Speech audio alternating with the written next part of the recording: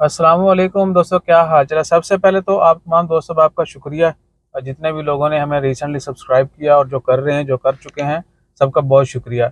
और इस तरह की वीडियो वैसे हम डालते नहीं हैं, लेकिन आपसे पूछना चाह रहा हूं कि अगर आप रिकमेंड करेंगे तो हम जो वीज़ा बैन नए वीज़ा बैन किए गए हैं उनकी लिस्ट जो है वो वीडियो बना के शेयर कर देंगे। यानी बोलेंगे हम वीज़ा टाइटल, आप लोग समझ जाएंगे।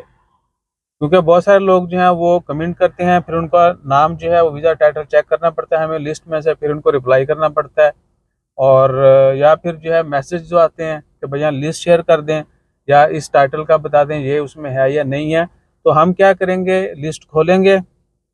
जिस तरह ये लिस्ट है इंग्लिश वाली, हम ये लिस्ट खोलेंगे और क्या है कि टाइटल जो है पढ़ने शुरू कर देंगे। यानी ठीक है ना, ऐसा मैंने थोड़ा भी पता लग गया फ़ोन कर तो ये सारे जो हैं टाइटल पढ़ देंगे आपको। वो हो सकता है वीडियो आधे घंटे की तो शायद बन ही जानी, 260 टाइटल हैं। एनी हो, तो अगर आप रिकमेंड करेंगे तो वीडियो बना के शेयर कर दी जाएगी, अगर आप नहीं करेंगे तो we will not. That's all. तो अपना ख्याल रखिएगा, दुआ में याद रखिएगा।